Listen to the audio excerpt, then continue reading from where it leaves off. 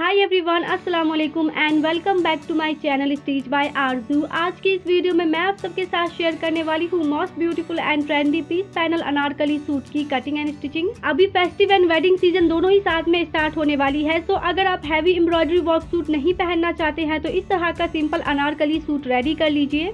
इसके नीचे में जो बॉर्डर है इससे इसका लुक एंड फ्लेयर दोनों ही बहुत प्रीटी आ रहा है एंड इसकी मेजरमेंट वगैरह मैंने सारी स्क्रीन पर मेंशन कर दी है। सो या बिना टाइम वेस्ट किए वीडियो को शुरू करते हैं।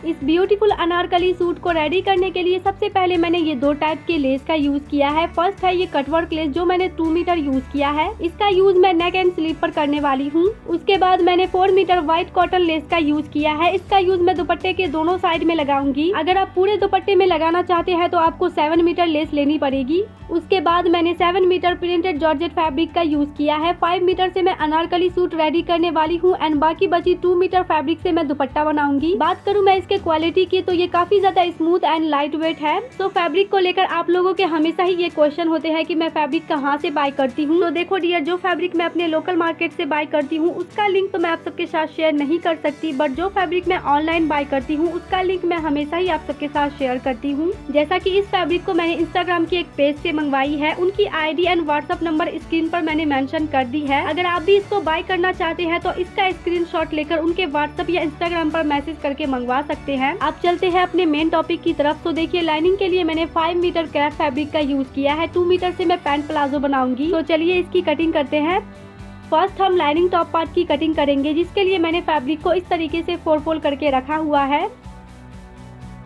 फोल्ड करने के बाद फैब्रिक की विड्थ 11.5 इंच है। लंबाई में फोल्ड करने पर फैब्रिक कम पड़ रही थी, इसलिए मैंने इसको चौड़ाई में कट करके फोल्ड कर लिया है। नीचे की तरफ जो मोटा फैब्रिक है 1/2 इंच पर सीधी मार्किंग कर लेंगे।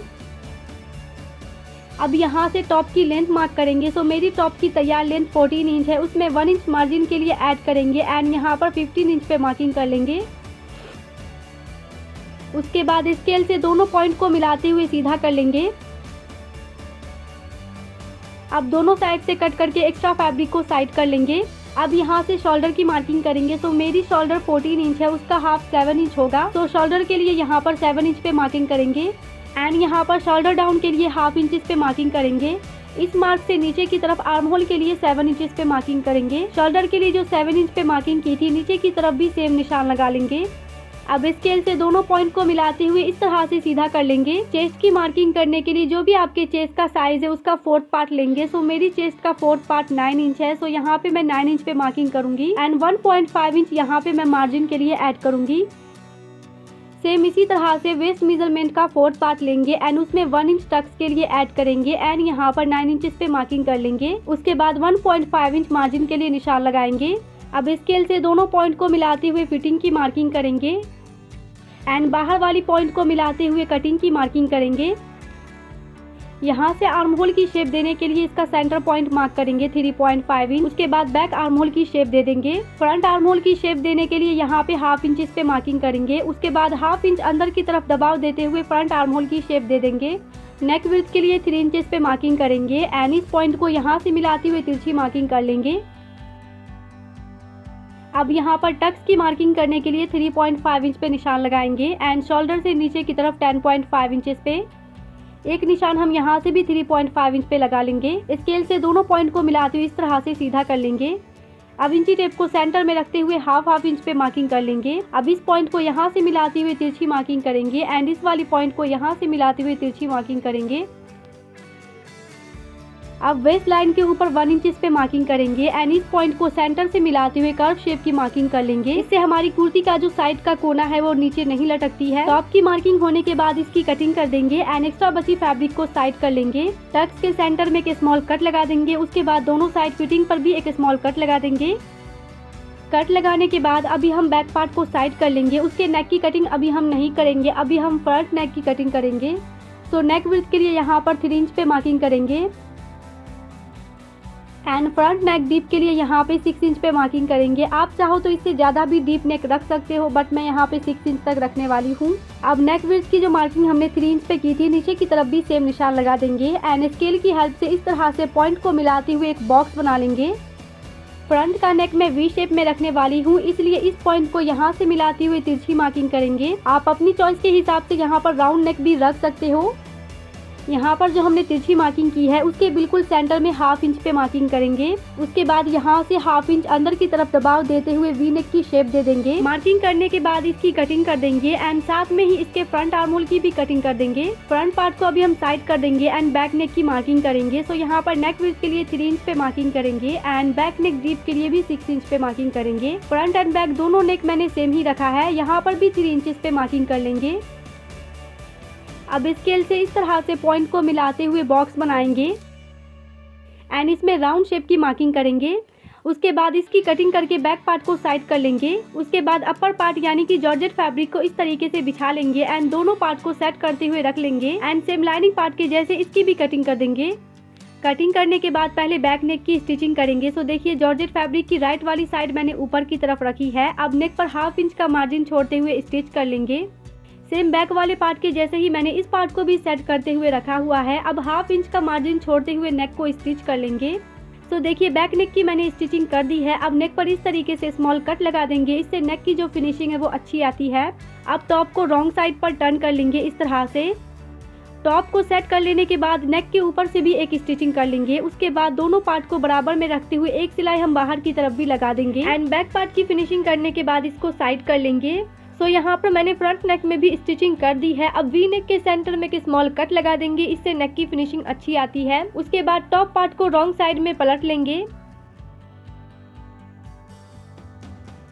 टॉप पार्ट को अच्छे से सेट करने के बाद नेक के ऊपर से भी एक स्टिचिंग कर देंगे। उसके बाद दोनों पार्ट को बराबर में रखते हुए किनारे से भी स्टिच कर लेंगे। तो देखिए स्टिचिंग करने के बाद इस व्हाइट कॉटन लेस को इस तरह से नेक पर सेट करते हुए रखेंगे। बाकी एक्स्ट्रा लेस की कटिंग कर देंगे। उसके बाद लेस को सेट करते हुए इस पर स्टिचिंग कर देंगे। उसके बाद टॉप को इस तरीके से फोल्ड करते हुए टक्स की स्टिचिंग कर देंगे। सेम इसी तरह से दूसरी साइड भी हम स्टिच कर लेंगे। आप एक बार यहाँ पर भी देख लीजिए कि मैंने लेस को किस तरीके से अटैच किया है। इसकी वी नेक वाली साइड हम लेस को इस तरह से फोल्ड करके रखेंगे एंड इसके किनारे से स्टिचिंग कर देंगे। यहाँ से सुई को घुमाते हुए ऊपर की तरफ स्टिच करेंगे। उसके बाद फिर से सुई को घुमाते हुए इस तरह से स्टिच कर लेंगे।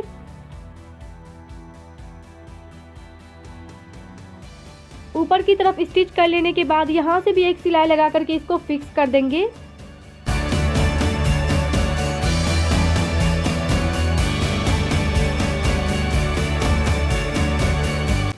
तो देखिए लेस को लगा लेने के बाद मैंने दोनों साइड टक्स की भी स्टिचिंग कर दी है एंड सेम इसी तरह से बैक पार्ट में भी टक्स की स्टिचिंग कर दी है। अब दोनों पार्ट की राइट वाली साइड अंदर की तरफ सेट करते हुए रखेंगे एंड शोल्डर पर 1/2 इंच का स्टिचिंग मार्जिन छोड़ते हुए स्टिच कर लेंगे। उसके बाद फिटिंग की मार्किंग लगा करके दोनों साइड स्टिच कर लेंगे।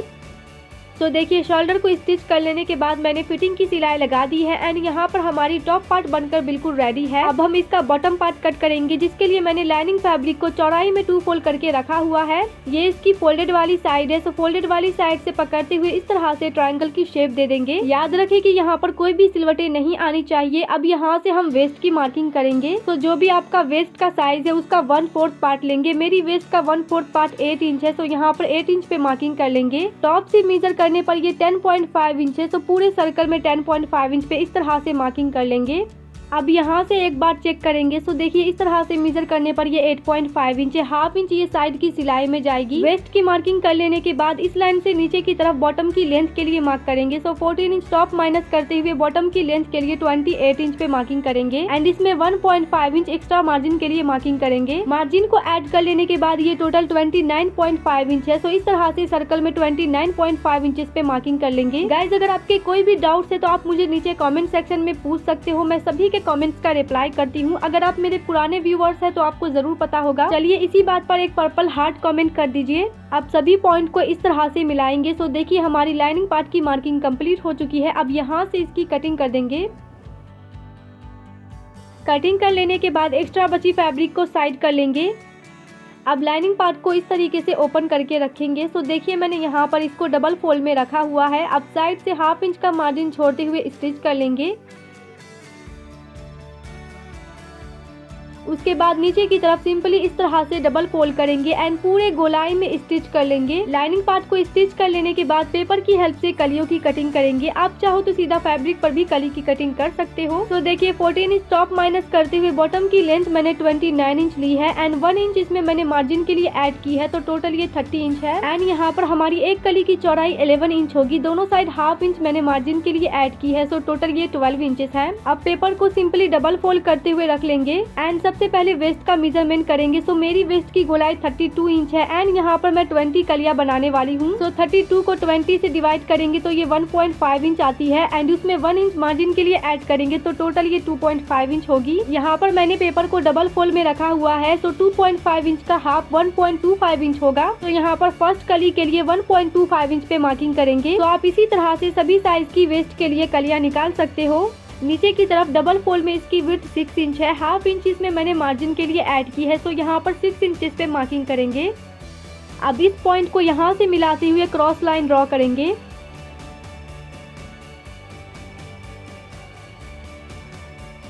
मार्किंग कंप्लीट होने के बाद इसी मार्किंग पर फर्स्ट कली की कटिंग करेंगे।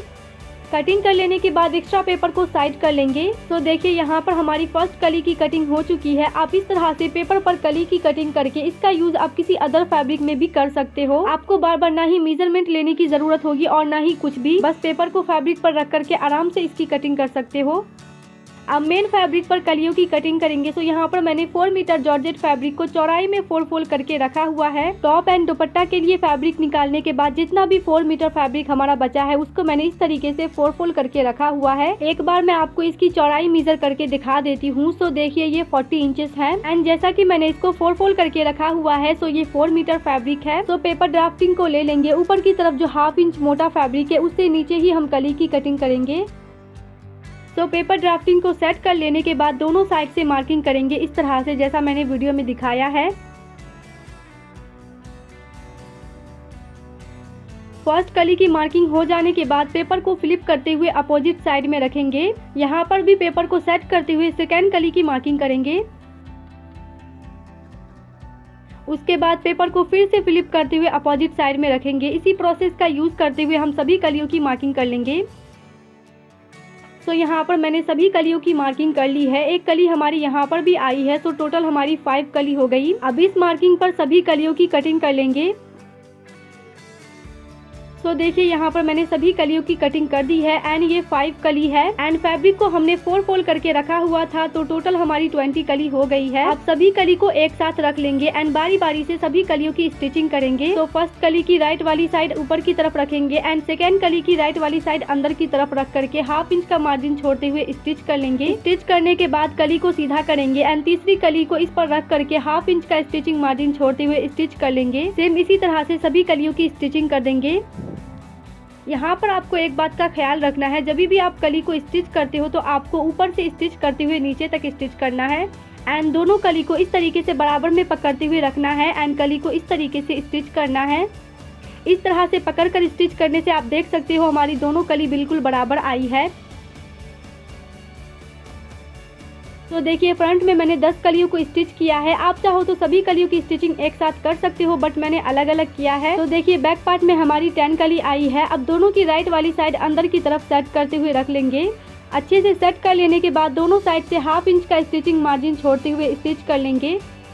दोनों साइड की स्टिचिंग करने के बाद अब हम इसका बॉर्डर स्टिच करेंगे, जो कि इस वीडियो का मेन कॉन्सेप्ट है। तो देखिए फ्लेयर की लेंथ के हिसाब से मैंने ये लंबी चौड़ी पट्टी तैयार की है। लाइनिंग पार्ट की कटिंग करने के बाद जो फैब्रिक बची थी उसी से मैंने ये पट्टी तैयार की है। तो फैब्रिक पट्टी की विड्थ 5 इंच है एंड पेस्टिंग पेपर की विड्थ 2 इंचेस है। तो यहाँ पर मैंने फैब्रिक पट्टी के एक ही साइड पेस्टिंग पेपर को स्टिक किया है। देखिए ये इस तरह के रोल में आती है। इसकी विड्थ 2.5 इंच थी, बट मैंने हाफ इंच कट करके अलग कर दिया। आप चाहो तो 2.5 इंच तक चौड़ा बॉर्डर रख सकते हो, बट मुझे 2 इंच की सिर्फ बॉर्डर चाहिए थी। तो बॉर्डर को इस तरह से डबल फोल्ड करके घेरे की राइट साइड पर लगा करके स्टिच करेंगे। हाफ इंच का स्टिचिंग मार्जिन छोड़ते हुए मैंने पूरे घेरे में बॉर्डर को स्टिच किया है। अब बॉर्डर को रॉन्ग साइड इस तरह से पलटेंगे एंड पूरे गोलाई में स्टिच करेंगे।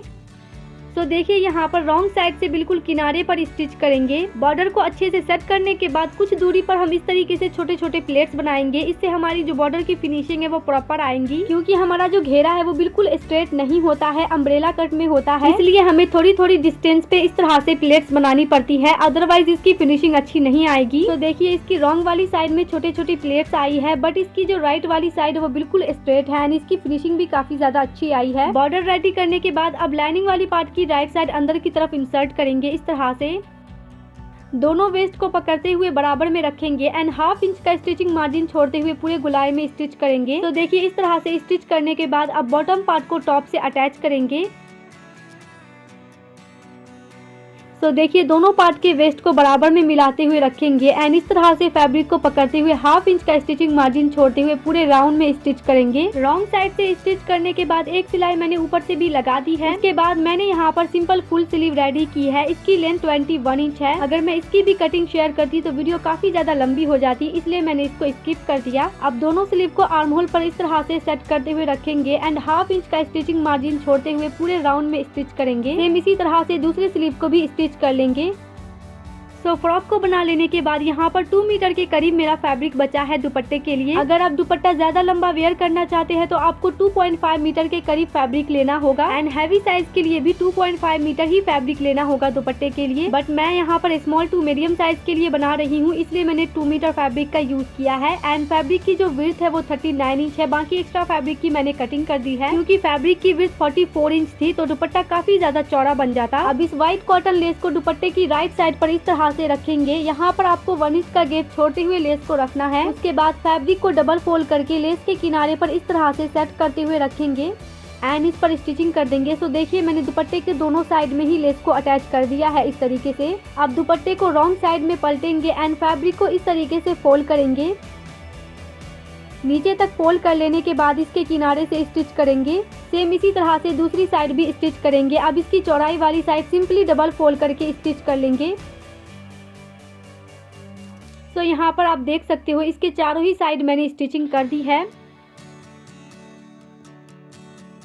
अब इसकी चौड़ाई वाली साइड लटकन को अटैच करेंगे।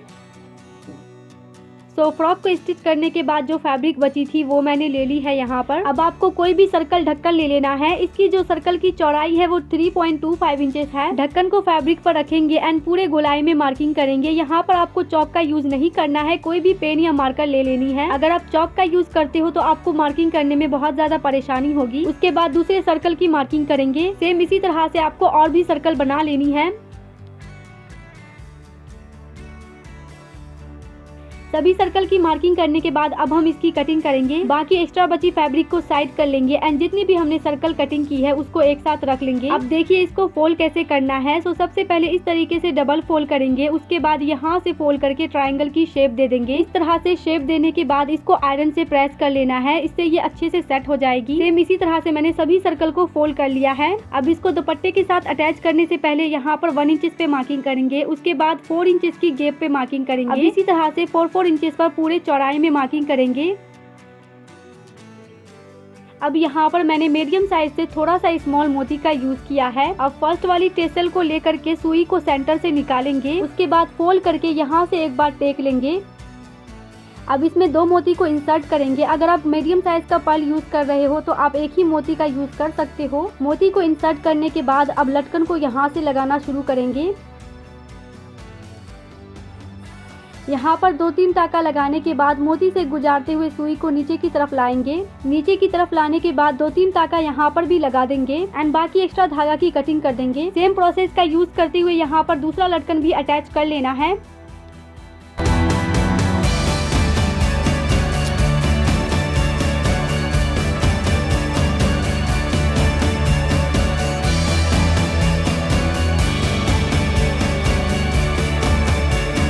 लटकन को अटैच करने के बाद आप देख सकते हो दुपट्टे का लुक कितना प्रीटी आ रहा है। तो देखिए यहाँ पर दोनों ही स्लीव अटैच हो चुकी है। गाइज आप देख सकते हो हमारी अनारकली का जो फ्लेयर है वो कितना ज्यादा आया है एंड इसका नेक भी कितना सिंपल एंड एलिगेंट है। साथ में ही मैंने पैंट प्लाजो स्टिच की है। अगर आपको इसकी full cutting and stitching video देखनी है तो लिंक डिस्क्रिप्शन बॉक्स में है, आप वहाँ से जाकर इसकी फुल वीडियो देख सकते हो। एंड आप देख सकते हो हमारा दुपट्टा भी कितना ब्यूटीफुल रेडी हुआ है। आपको ये अनारकली सूट एंड दुपट्टे की डिजाइनिंग कैसी लगी कमेंट करके जरूर बताना। तो this is the final look. Video अगर पसंद आई हो तो प्लीज गाइज इस वीडियो को एक लाइक कर देना एंड चैनल पर नए हैं तो चैनल को सब्सक्राइब करके बेल आइकन जरूर प्रेस कर लेना, क्योंकि मैं इसी तरह की वीडियो पोस्ट करती रहती हूँ। एंड इस वीडियो को अपने दोस्तों के साथ जरूर शेयर करना ताकि वो भी इस फेस्टिव सीजन इस ब्यूटीफुल अनारकली सूट को बना सके। तो यह आज की इस वीडियो में बस इतना ही। मैं मिलती हूँ आप सबसे नेक्स्ट वीडियो में। तब तक आप मेरी इस लेटेस्ट वीडियो पर क्लिक करके देख सकते हो, आप लोगों के लिए काफी हेल्पफुल होने वाली है। And thanks for watching this video.